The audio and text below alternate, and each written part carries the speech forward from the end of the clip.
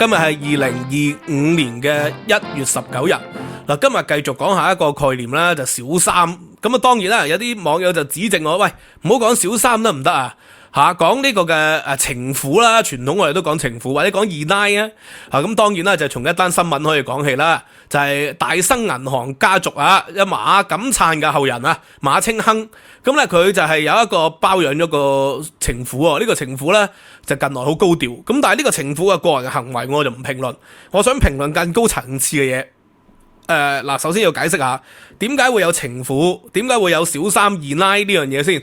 喺中國文化嚟講咧，自古咧就係一夫一妻多妾制，係近代咧就係孫中山辛亥革命以後先至有一夫一妻嘅。香港咧再遲啲，香港行大清律例噶嘛。以前胡鴻烈大律師啊，仲係大清律例嘅專家嚟嘅。去到60、70年代咧，香港先轉為一夫一妻制。呢個咧傳統中國係一夫一妻多妾制。咁有錢人咧或者嗰啲諸侯啊、士大夫啊，通常咧就係點樣咧？就係一夫一妻就娶翻個門當戶對嘅，木門對木門，竹門對竹門，門閥。咁呢個咧，因為好似唐君毅所講啊，兩家人結婚唔係兩個人嘅事嚟嘅，係合二姓之好，係希望咧利用兩家嘅力量咧結合壯大門楣喎。咁所以咧結婚咧通常咧娶嘅正室就唔係自由戀愛噶啦，唔係自己最喜歡噶啦，一定係門當戶對，係要扶持家族嘅事業為主嘅。咁呢個都係傳統中嘅文化啦。咁但係咧你要了解就係通常個少爺佢娶老婆之前咧，佢喺屋企咧佢有婢女嘅，婢女咧係可以通房嘅，可以入去佢間房度指導佢嘅性生活，解決佢嘅生理問題嘅。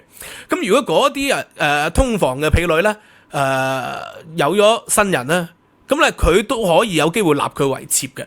即使唔立佢為妾啊，佢嘅仔咧佢嘅女咧都可以叫做賤生或者叫葉生嘅方法咧，留喺家族裏邊咧係起碼有飯吃嘅。咁而咧通常個夫人咧就嫁入去嘅時候咧就會帶埋其他嘅妹仔陪嫁妹仔，就叫通房婢女、通房丫鬟或者叫做。咁呢啲通房丫鬟咧就可以一齊嘅，即係多人作戰嘅。原則上係可以多人作戰嘅。咁亦都可以咧，即係喺嗰個夫人唔得閒嘅時候，或者係個體力上啊各方面生理上唔能夠應付嘅時候咧，係可以幫忙嘅。所以嗰啲通房丫鬟咧經常都會有新人嘅，有新人嘅時候咧就可以立佢做妾啦。咁當然啦，嗰個少爺啊，佢仲可以出邊拈花惹草啦，仲可以出邊咧係搜羅啲民女翻嚟即係買賣，透過或者係自由戀愛或者去清流各方面，仲可以立妾嘅。咁所以中國傳統咧就係一夫一妻多妾制，可能妾裏邊會揾到一個自己喜歡嘅真愛啦，一樣都係揾到愛情嘅喎，咁所以呢個咧就係中國傳統個結構。咁去到近代咧先至出現咗呢個嘅二奶呢個行為，因為一夫一妻，一夫一妻咧基督教文化啦，當然係。咁而一夫一妻咧喺現代社會當然合理一啲啦。點解咧？因為如果一夫多妻，有錢人就娶好多個老婆，窮人就娶唔到老婆。喺現代社會城市化底下咧，如果喺個城市裏邊啲人太多冇老婆嘅話咧，就會造成咗社會嘅混亂噶啦。因為佢可能性生活合理地解決唔到，就會出去作奸犯科嘅機會率咧就高一啲。咁喺古代咧，古代中國嘅男人咧就簡單啲，佢去農村咧，佢哋娶唔到老婆啊嘛，就幾兄弟一齊夾埋買一個女人翻嚟，就係叫做一妻多夫。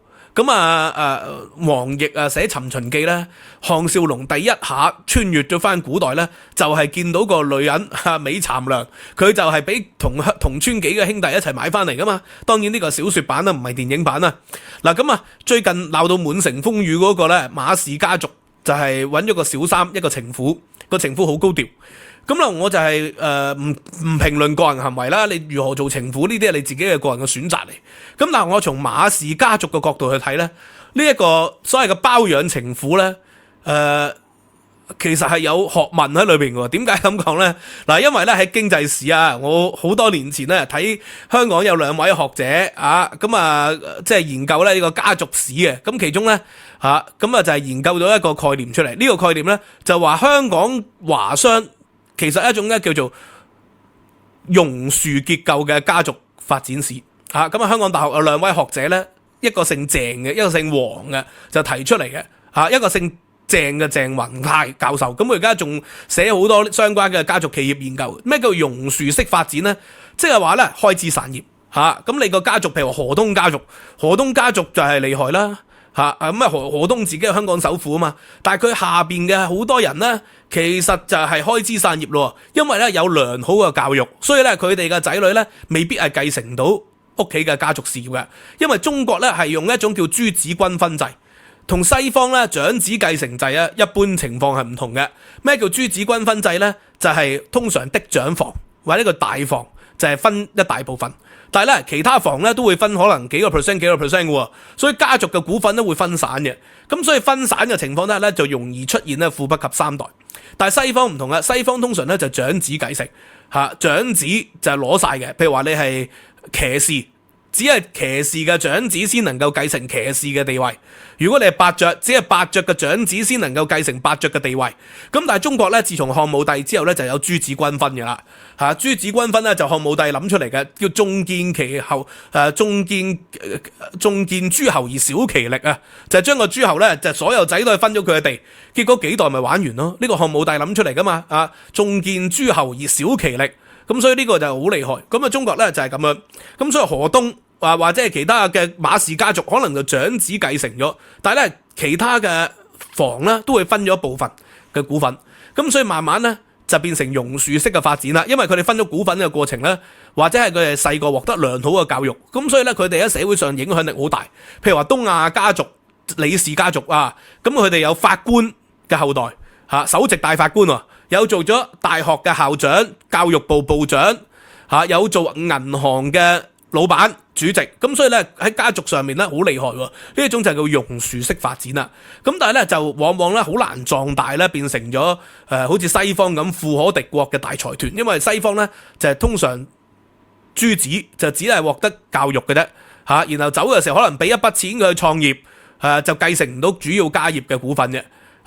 主要家業嘅股份咧就由長子去繼承，或者由最喜愛嘅兒子去繼承啦，至少就係咁。所以呢個西方咧就容易累積嘅富可敵國嘅大財團。咁所以呢個就係有分別嘅中西文化啊。咁當然呢個唔係必然嘅，係講嗰個百分比嘅問題啫。咁呢度咧就翻去頭先我講嘅馬氏家族咯。呢個馬清亨咧最近咧就係包養咗呢個情婦啦。咁但係咧，喂，從佢嘅言行角度即係你睇我可以咁大概咧，即係講呢個包養情婦嘅學問啦咁第一類咧就係叫做娛樂性嘅純粹諗住玩嘅啫，即係你係為咗發泄性慾或者係滿足你嘅各方面嘅喜好功能上、技巧上。咁呢一種咧，第一種叫娛樂性嘅。咁但係娛樂性咧，你從呢個嘅情婦咧，呢個網紅情婦啊，喂，你見到咧佢坐擁咧有9000萬嘅豪宅有數十個呢個嘅名牌手袋，有一啲過千萬嘅手錶，喂，係講緊以億計嘅財產。我唔知個9000萬嘅豪宅係咪佢名下，還是係即係借俾佢住嘅？咁呢個程度上當然又唔同啦。但係無論如何，佢過咗相當唔錯嘅生活啦咁但係如果從娛樂性嘅角度去睇咧，即係你就唔應該同佢生兒育女噶咯因為生兒育女或者係時間咁長9年嘅時間，就會喺經濟學上面出現咗呢個叫做邊際報酬遞減定律啊！你啱啱開始頭幾個月你梗係最滿足啦，之後你就慢慢個滿足咧，嗰個娛樂性咧就會減低噶啦嘛即使個持續創新啊，持續有一啲嘅發明，咁但係嗰日始終咧個娛樂滿足度都唔會永遠維持咁高噶喎。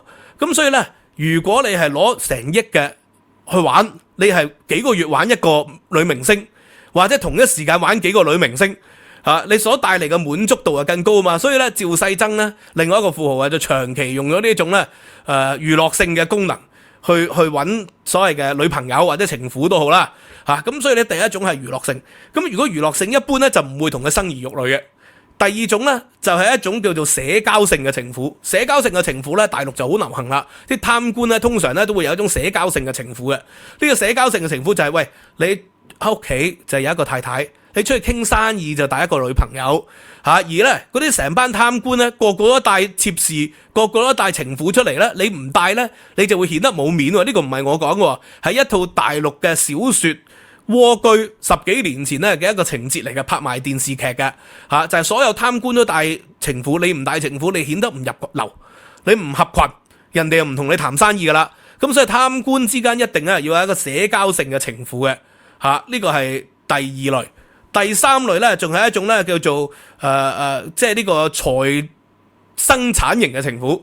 生產型嘅情婦係咩咧？喂就係有啲生意咧就係你唔方便出面傾喎，就由情婦去代你出面傾喎。正室出面傾亦都唔方便喎，情婦出面傾就方便。當然第二、第三類社交型同埋生產型嘅情婦咧係可以結合嘅。咁啊，尤其係貪官嗰啲錢咧就會擺喺海外嘅喎。咁啊就由情婦代你做 keeper 去管啲錢。見過乾淨啲喎，感覺上，因為你屋企人哋即係呢個嘅中紀委查就查唔到你嘅錢，廉政公署查唔到你嘅錢，查情婦發覺原來海外有戶口嘅瑞士銀行或者呢個巴拿馬呢個有文件係揭露嘅，咁呢個間接就冇咁容易發現到。咁所以咧第二、第三類社交型同生產型可以係二合為一，或者可以分開。有啲純粹係帶情婦出嚟係威嘅啫，就社交性嘅，帶個好靚嘅。咁通常咧管到錢嗰啲咧又唔一定好靚噶嘛，所以有機會分開，但係有機會係結合嘅。咁啊第四類啦，第四類咧就係榕樹式嘅，就係開枝散葉嘅，譬如話何鴻燊咁就有二房、三房、四房啦，仲有其他女朋友啦。咁啊二房、三房、四房同長房都有生兒育女噶嘛。咁呢一種咧就係榕樹式噶啦。頭先所講就係要開枝散葉嘅。咁而開枝散葉咧，通常咧你就唔係純粹考慮你揾嘅靚唔靚噶咯，因為你要涉及到咧生仔女啦嘛。